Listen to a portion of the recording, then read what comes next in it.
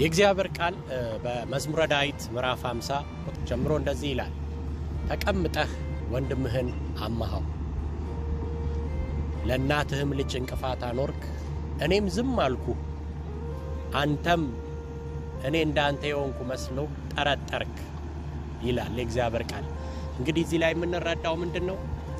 ተቀምጠን በተለያየ ምክንያት በአይናችን ያላየነው ከሰዎች የሰማናቸው ነገሮች ቁጭ ብለን ወንድሞቻችንን ባማንባቸው በማይመለከቱን ነገሮችም እርግጠኛ ባልሆንባቸው ነገሮችም በተናገርናቸው ነገሮች ውስጥ እግዚአብሔር ዝም ብሎ ሲያይ እግዚአብሔርም ከኛ ጋር የተስማማ ይመስለን ልክ እንደሆነን የቆጠረን ነገር ግን ዮሴፍ እንዳደረገው ማርያም በመንፈስ ቅዱስ ጸንሳ የሚታይ ነገር ላይ ሆኖ ይያለ ነገር ግን በስውር ሊሰባት አሰበ። ጻድቅ ነኝ ብሎ ሊገልጣት አላሰበም ነበር ይላል።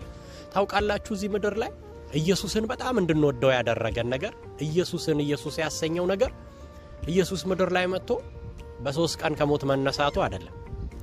አልዓዛርን የ4 ቀን ሬሳ ማስነሳቱ፣ ደዌያንን መፈወሱ፣ አሳና ዳቦ አባስቶ አብልቶ ማትረፉ አይደለም። ይሄንን በማድረጉ ኢየሱስ መለኮትነቱ ላይ የጨመረለት ምንም ነገር የለም። ይሄንን ባያደርግም ኢየሱስ መለኮትነቱ ላይ የሚቀንስበት ምንም ነገር የለም። ኢየሱስ ሁሌም ኢየሱስ ነው። አምላክ ነው። የእግዚአብሔር ልጅ ነው። ኢየሱስ ዘላለማዊ ነው።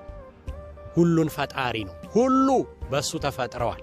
ነገር ግን ኢየሱስን ኢየሱስ ያሰኘው ይሄን የመሰለ ይሄን መለኮትነት፣ ይሄን ጌትነት፣ ይሄን አዳኝነት በሚገርም ካራክተር ስለገለጠው ነው። በሚገርም ማንነት ስለገለጠው ነው። ለዚህ ነው እግዚአብሔር ቃል ሲናገር አንተ ግን እግዚአብሔርን ለመምሰል ራስን አስለምድ ይላል። ኢየሱስን መምሰል አለብን።